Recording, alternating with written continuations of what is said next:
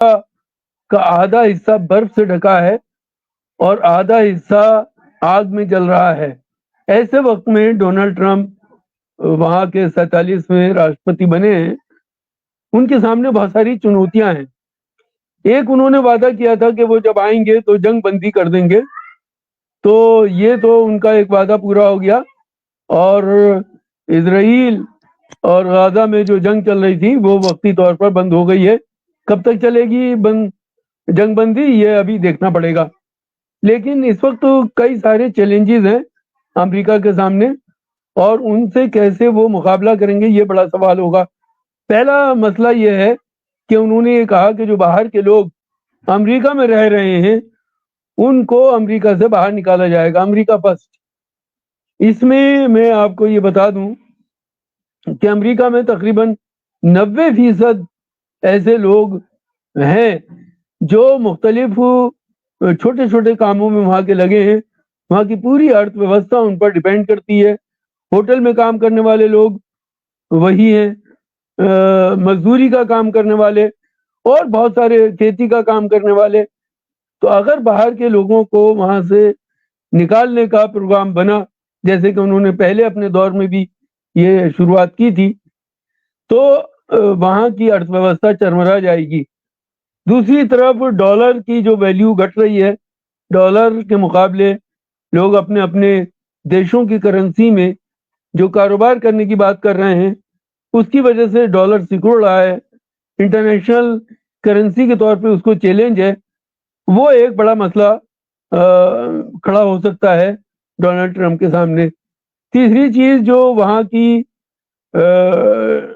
Position है, उसमें कई इलाकों में मुसलमानों के वोट से ट्रंप जीत कर आए हैं, लेकिन वहाँ की जो व्यवस्थाएं हैं, वहाँ के जो इंस्टीट्यूशंस हैं, उसमें उन्होंने बहुत सारे क्रिमिनल्स को, अपने जैसे लोगों को, कारोबारियों को अपॉइंट किया है, वहाँ की जिम्मेदारियां सौंपी हैं। इवन जो वहाँ की खुफिया एजेंसी हैं उनमें भी इसी तरह के लोगों को अपॉइंट किया गया है। इसकी वजह से कल किस तरह की चीजें पैदा होंगी ये देखने वाली बात होगी। तो कई सारे सवाल हैं और कई सारी चैलेंजेस हैं अमेरिका के सामने, मगर डोनाल्ड ट्रंप बन चुके हैं। इसके बावजूद कि उन पर कई सारे मुकदमे थे और उन मुकदमों में वो मुजरिम साबित हो चुके, लेकिन उसके बावजूद जज ने उनको कोई भी सजा नहीं दी। अगर वो सजा का ऐलान हो जाता तो शायद वो सदर नहीं बनते। लेकिन वहाँ की व्यवस्था है, उस व्यवस्था के बारे में हम कुछ नहीं कहना चाहते। सवाल यही है कि कल कैसा होगा और वो वादे कितने पूरे होंगे, ये आने वाला समय बताएगा। जनाब। बहुत शुक्रिया डॉक्टर मुजफ्फर हुसैन गजाली साहब। मैं प्रोफेसर अरुण कुमार जी के पास जाता हूं और मैं आपसे जानना चाहता हूं कि गोल्डन एज की जो बात की है, तो वो गोल्डन एज का मतलब एज ए इकोनॉमिस्ट आप क्या मानते हैं? पूरी दुनिया के अंदर जो उन्होंने कहा कि अब जो एनर्जी चलेगी वो अमेरिकन एनर्जी चलेगी, मतलब पूरी दुनिया के अंदर जो ऑयल के ऊपर जो भी कब्जा अब तक उन्होंने करने की कोशिश अलग अलग तरीके से की, अफगानिस्तान से लेके इराक से लेके सीरिया और तमाम सारे देशों के अंदर, उन्होंने कहा कि अब अमेरिका का जो ऑयल है वही पूरी दुनिया में जाएगा। तो अब एक इकोनॉमी का एक इम्पोर्टेंट वो हिस्सा है। तो आप कुल मिलाकर के अमेरिका की इकोनॉमी को कहाँ किस तरफ जाता हुआ देख रहे हैं, और दुनिया की जो अर्थव्यवस्था है उसके ऊपर उसका किस तरीके का असर पड़ेगा? क्योंकि उन्होंने अपने आप को पेरिस जो एग्रीमेंट था उससे उन्होंने अपने आप को बाहर कर लिया है। शायद अब यूनाइटेड नेशंस को जो पैसा देना है वो भी वो बंद करने वाले, बहुत सारी चीजें ऐसी हैं। तो आप किस तरीके से देख रहे हैं, नया सिनेरियो क्या है आपकी नजर में? प्रशांत कुमार जी, प्रोफेसर अरुण कुमार देखिए, जी सर। धन्यवाद मुझे बुलाने के लिए यहाँ पे। सबसे पहली बात कि अमेरिका की अर्थव्यवस्था काफी अच्छा कर रही थी। वहाँ पे जो उनका जो एम्प्लॉयमेंट है वो रिकॉर्ड लेवल पे आ गया था और लेबर शॉर्टेज चल रहा था, और जो उनका इन्फ्लेशन था उसका रेट जबरदस्त गिरावट पे आ गया था। वो मतलब बाकी यूरोप वगैरह से भी नीचे का रेट ऑफ इन्फ्लेशन था। लेकिन फिर भी जनता ने ये माना कि बाइडेन साहब के समय ठीक नहीं चल रहा था और ये ट्रम्प साहब को लेके आए। तो ऐसा नहीं कि अर्थव्यवस्था बहुत खराब चल रही थी, अर्थव्यवस्था की हालत ठीक थी। तो हमें ये देखना है कि उनको वोट कहाँ से मिला। उन्होंने वर्कर्स को ये कहा कि आप रस्ट बेल्ट में हैं, आपके यहाँ से नौकरी चली गई है और हम नौकरी वापस लाएंगे। हम जहाँ जहाँ से हमारा ट्रेड डेफिसिट है वहां से टैरिफ लगा के हम अपना वापस लाएंगे। तो बुनियादी तौर पे अगर आप देखें तो उनका प्रो राइट विंग और प्रो बिजनेस स्टांस है। तो अभी आपने देखा कि जब ये यहाँ पे इनॉग्रेशन हुआ तो बड़े बड़े जो बिलियनर, सबसे बड़े बिलियनर हैं, वो वहाँ पे शामिल थे। और वो जो टेक्नोलॉजी में जो जायंट्स हैं आज, है ना, वो लोग वहाँ पे शामिल थे।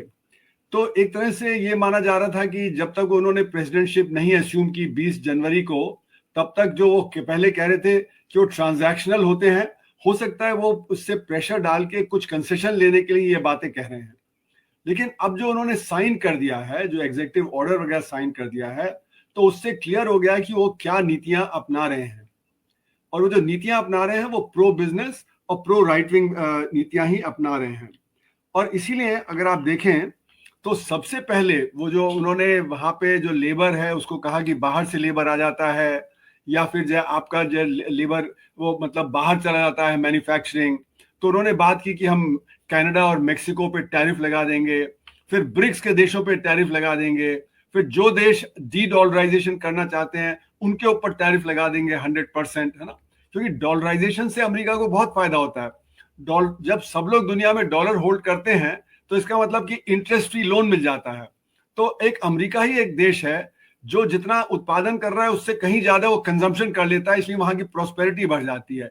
क्योंकि जो डॉलर है वो बाहर चला जाता है, लोग उसको होल्ड करते हैं, तो एक अमेरिका को लोन मिल जाता है उससे।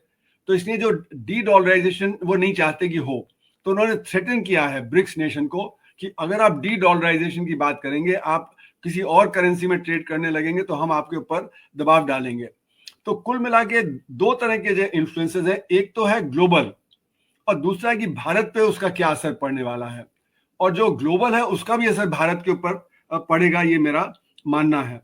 तो जैसे कि अभी गजाली साहब ने बताया कि सबसे पहले तो वो क्या कर रहे हैं कि वो ये आइडेंटिफाई कर रहे हैं कि कौन बाहर से आए हैं इलीगली, उनको हम बाहर निकालें।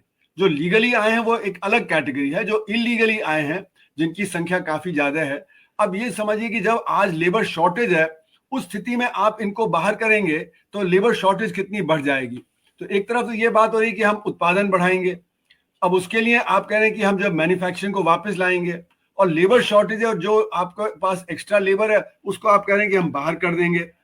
फिर दूसरी बात उन्होंने कहा कि लॉस एंजल्स में आग लगी हुई है और यहाँ पे जो नॉर्थ कैरोलिना में जो बड़ा तूफान आ गया था, तो क्लाइमेट चेंज की बात एक तरफ कर रहे हैं, दूसरी तरफ कह रहे हैं कि हम एनर्जी खूब ज्यादा कंज्यूम करेंगे। ड्रिल बेबी ड्रिल, मतलब कि हम और ज्यादा जो एनर्जी अमेरिका में प्रोड्यूस करेंगे, और ज्यादा ऑयल प्रोड्यूस करेंगे और उसको दुनिया भर में बेचेंगे। तो बहुत ज्यादा कॉम्पिटिशन उनके जो नीतियों में है। फिर उन्होंने कहा कि जेंडर में हम दो ही जेंडर को रिकॉग्नाइज करेंगे।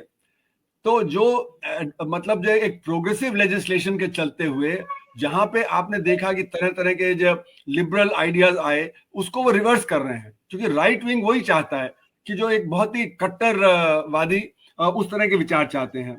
फिर वो कह रहे हैं कि हम टेरिटरी, जैसे आपने बताया कि ग्रीनलैंड ऑक्यूपाई कर लेंगे, है ना, फिर जब पैनामा कैनाल ले लेंगे, इस तरह का, यानी कि जो टेरिटोरियल जो आइडियाज, सेटल्ड आइडियाज थे, उसको बदल रहे हैं। तो यानी कि दुनिया में एक तरह से उथल पुथल होनी शुरू हो जाएगी, क्योंकि बाकी देश भी उसी तरह का प्रेशर, दबाव डालेंगे। तो ये अगर सबसे ताकतवर देश ये करेगा, तो जो और कम ताकतवर है वो और कमजोर देशों के ऊपर भी करेंगे। तो ये जो आइडियाज हैं, राइट विंग वाले आइडियाज हैं, जो प्रो बिजनेस आइडियाज हैं, ये दुनिया में फैलते चले जाएंगे। तो इसलिए मेरा मानना है कि उनके जो प्रोग्राम है उसमें बहुत ज्यादा कॉन्ट्रडिक्शंस हैं, और ये कॉन्ट्रडिक्शंस उनको परेशान करेंगे। क्योंकि अमेरिका में भी जो लिबरल जो हैं, ऐसा नहीं कि देखिए एक ट्रम्प वेव नहीं है, मेरा मानना है।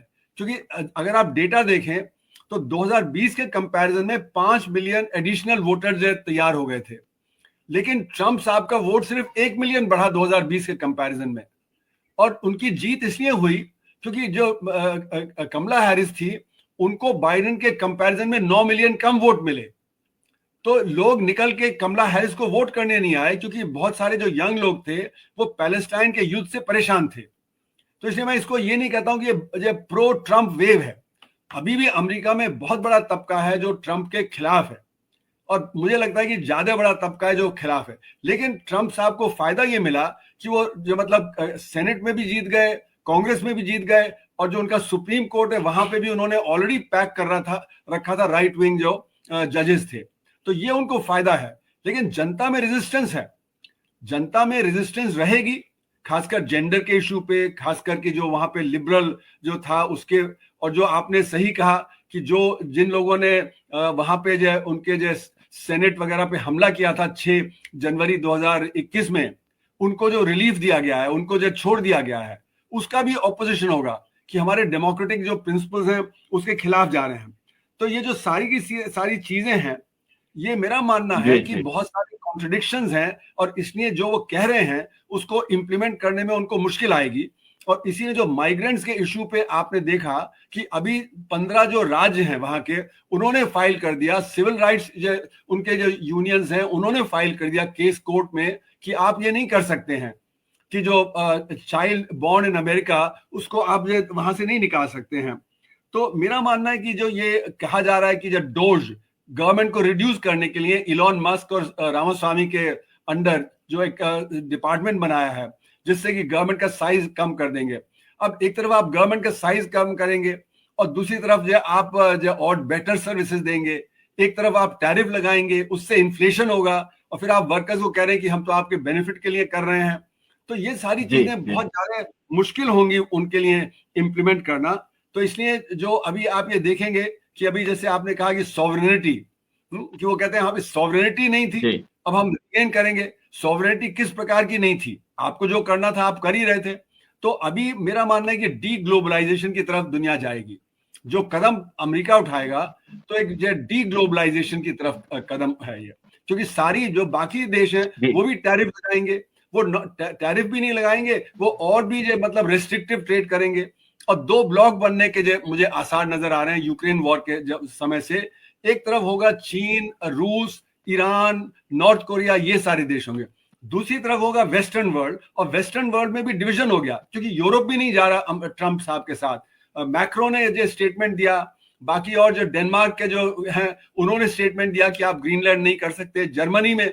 लेकिन ये जो ट्रंप साहब हैं और उनके साथ इलॉन मस्क हैं, ये राइट विंग को दुनिया भर में सपोर्ट कर रहे हैं। ये फार्ज को जो ब्रिटेन में सपोर्ट कर रहे हैं, और वहां पे कह रहे हैं कि जो अपने ये स्टारमर साहब है उनको हटाना चाहिए। और उसी तरह अब जो जर्मनी में इलेक्शन आ रहा है तो एएफडी को सपोर्ट कर रहे हैं जो एक्सट्रीम राइट विंग है। तो हर जगह दुनिया में एक्सट्रीम राइट विंग को बढ़ावा दिया जा रहा है। तो इससे भी जो क्या है कि एक रिएक्शन होगा दुनिया में, जो नॉन एक्सट्रीम राइट विंग है वो भी जो होगा। तो इस तरह से ये सारे कॉन्ट्रडिक्शंस बहुत सारे हैं, इसलिए मुझे लगता है कि दुनिया में उथल पुथल बढ़ जाएगी। मतलब वो क्या अचीव कर पाएंगे अमेरिका में या क्या नहीं कर पाएंगे, पर दुनिया में उथल पुथल बढ़ा देंगे। जैसे WTO है, वो WTO में पहले से ही जो डिस्प्यूट सेटलमेंट मैकेनिज्म था वो नहीं काम कर पा रहा था, अब ये और ज्यादा परेशानी में आ जाएगा। और बीच में तो कह ही रहे थे कि WTO की क्या जरूरत है, तो WTO की जरूरत नहीं है तो फिर बायलैटरल ट्रेड होगा। बायलैटरल ट्रेड में वैसे भी जो मतलब जो आप देखें तो ट्रेड ब्लॉक्स बनते चले जा रहे थे। तो इस तरह की बहुत सारी चीजें एक साथ उन्होंने गिना दी। वो कितना अचीव कर पाएंगे अगले 4 साल में ये कहना बहुत मुश्किल है, क्योंकि रेजिस्टेंस भी होगा और इतने बड़े बड़े प्रोग्राम आप बदल देंगे सडनली, वो भी अचीव करना बहुत मुश्किल होगा। जी बहुत शुक्रिया प्रोफेसर साहब, आपने एकदम इसका जो चित्र आपने खींचा है उससे एकदम साफ है कि दुनिया को जो है बर्बादी की तरफ ले जाने वाली दिशा है डोनाल्ड ट्रंप साहब की। मैं पाशा साहब के पास आता हूं, मैं उनसे जानना चाहूंगा एक बात तो ये कि जो बात अभी कही है कि ये उनका जो भाषण है वो फुल ऑफ कॉन्ट्रडिक्शंस है और उससे डी ग्लोबलाइजेशन की प्रोसेस बढ़ेगी और एक तरीके का दुनिया के अंदर 2 ब्लॉक्स का ध्रुवीकरण होगा। जो तो मोटे मोटे तौर पर जो सूत्र प्रोफेसर अरुण कुमार जी ने दिए हैं उनसे आपकी कितनी सहमति है, और आप इसके अंदर क्या गोल्डन एज में आप क्या देख रहे हैं? अमेरिका क्या कर डालेगा पूरी दुनिया के अंदर या अपने लोगों के लिए क्या कर देगा? क्योंकि बताया कि इकोनॉमिक स्थिति तो पहले की तुलना में बेहतर थी, लेकिन अभी तो वो ब्रेड बटर की बात वो के लोगों से कर रहे थे कि आपको नहीं मिल रहा था, अब मैं करूंगा सब कुछ। जी पाशा साहब।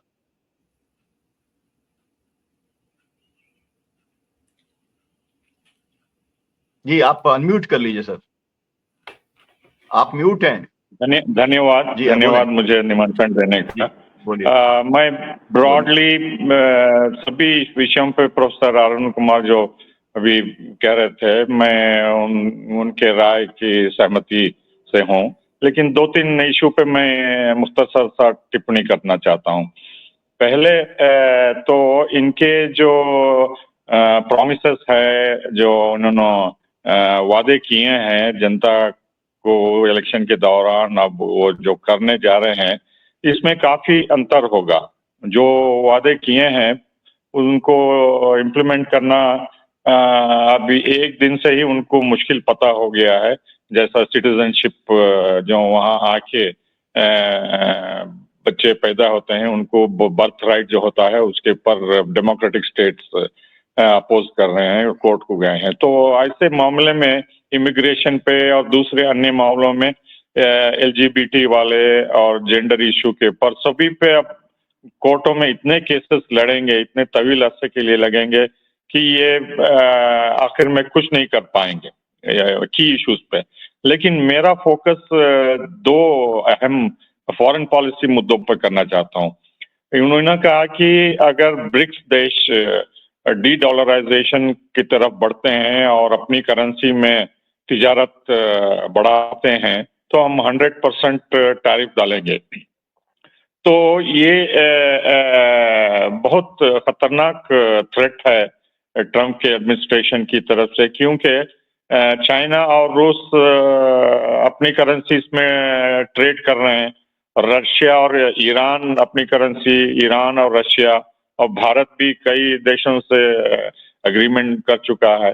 तो कम से कम 30-35 देश जो है चीन के साथ एक ना एक तरह से अपनी करेंसीज में ट्रेड कर रहे हैं। क्या ट्रंप इन सभी देशों के ऊपर सैंक्शंस लगाएंगे?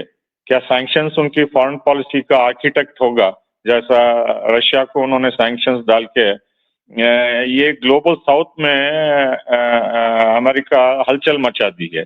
तो ये ब्रिक्स क्यों ताकतवर बन रहा है? इसलिए कि जो रशिया के साथ हुआ, जो ईरान के साथ हुआ, या सूडान के साथ या दूसरे अन्य देशों के साथ जो सैंक्शंस हुआ और उनके फॉरेन एक्सचेंज जब्त करना, फ्रीज करना वगैरह, तो भारत पे भी हो सकता है, क्योंकि हम भी एक एक्टिव मेंबर ब्रिक्स के हैं और हमारे ताल्लुक रशिया से और चीन से काफी मजबूत हैं। क्या हमको भी वो टारगेट करेंगे? हालांकि अभी यूक्रेन को लेके जो 2-3 कंपनीज थे इंडिया के, उस पर भी सैंक्शंस लगाए हैं, जबकि अमेरिका जो है हमारा स्ट्रेटेजिक पार्टनर है। और ये डी डॉलराइजेशन के मामले में हम कुछ धीमे हैं, लेकिन दूसरे देश आगे बढ़ना चाहते हैं। जैसा अब इंडोनेशिया शामिल हुआ, नाइजीरिया शामिल हुआ और कई अन्य देश जो कजान की ब्रिक्स समिट में जिनको उनको परमिशन मिला है, वो धीरे धीरे ब्रिक्स में शामिल होंगे। तो ये जो है अमेरिका का दबदबा, रूल्स बेस्ड ऑर्डर बोल के, एक तरफ तो यूक्रेन की पॉलिसी, यूक्रेन की तरफ एक पॉलिसी जिसे सैंक्शंस डाल के पुतिन को क्रिमिनल बोल के अरेस्ट वारंट दे दिया। अब दूसरी तरफ आईसीसी जब अरेस्ट वारंट नेतन्याहू और दूसरे लीडर्स को देता है तो आईसीसी पे सैंक्शंस थोप देते हैं। तो ये रूल्स बेस्ड ऑर्डर खुद अपने आप में कमजोर हो रहा है अमेरिका की पॉलिसी से, और नाटो भी इसके धीरे धीरे आवाज उठा रहे हैं।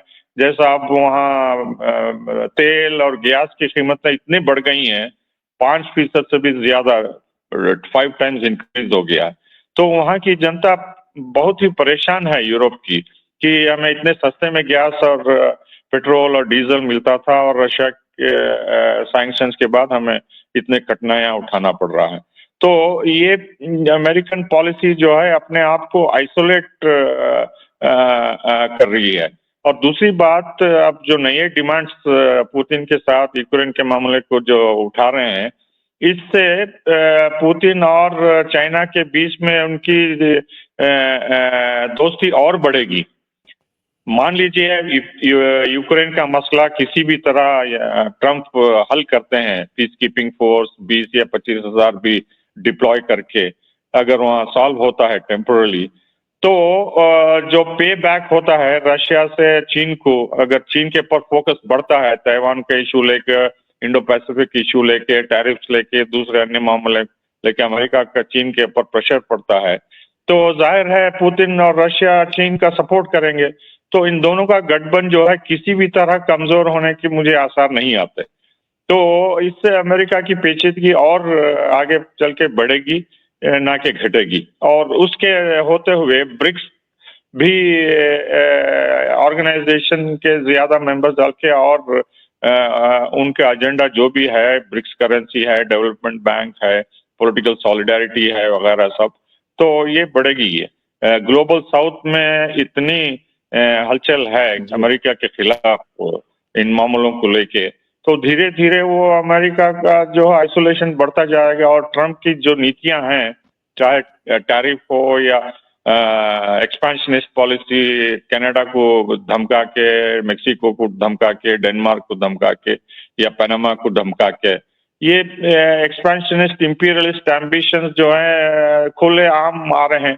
आप यूएन मेंबर्स को धमकी दे रहे हैं कि आप 51 स्टेट हमारा बन जाओ फेडरेशन में, और ग्रीनलैंड को कब्जा करने की या पनामा कैनाल को कब्जा करने की। तो आप क्या मैसेज दे रहे हैं? जो यूनाइटेड नेशन चार्टर आप फाउंडिंग मेंबर थे, तो अगर ये मामला यूएन में जाता है तो मेजॉरिटी अमेरिका के खिलाफ वोट देगी, आइसोलेट हो गया वहाँ, जैसा वो इंटरनेशनल ऑर्गेनाइजेशन WHO से और दूसरे अनुमानों से विड्रॉ कर रहे हैं। तो एक तरीके से जो ट्रंप की नीति, एक्सटर्नल पॉलिसी जो अमेरिका ग्रेट करना चाहते हैं, उसमें काफी धक्का पहुंचेगा, क्योंकि ये ग्रेटनेस जो है उनकी फॉरेन पॉलिसी और फॉरेन इकोनॉमिक एक्सप्लॉयटेशन से रही है। और धीरे धीरे third world countries, global south के समझ गए हैं कि अमेरिका जो है अपनी नीति में और तेजी ला रहा है और एक्सप्लॉयटेटिव रिलेशनशिप चाहता है, पपेट रेजिम्स चाहता है, जो कि भारत पे भी लागू होती है। क्योंकि ट्रंप की पॉलिसी सीधी सादी है, या तो आप हमारे साथ हैं या तो हमारे खिलाफ हैं। तो ट्रंप चाहता है कि भारत उनके साथ हो चीन के खिलाफ, जो कि हम नहीं करना चाहते हैं। और रशिया के साथ भी हम अपने ताल्लुकात बिगाड़ना नहीं चाहते, क्योंकि वो सिक्योर और रिलायबल मिलिट्री पार्टनर रहा है। और हाल ही में चाइना के साथ हम एग्रीमेंट कर रहे हैं बॉर्डर के ऊपर। तो इन सब मामलों को लेके जो है भारत पे भी काफी प्रेशर पड़ेगा, डॉलर को इशू लेके, बॉर्डर, रशिया, चाइना और दूसरे इश्यूज को लेके। धन्यवाद।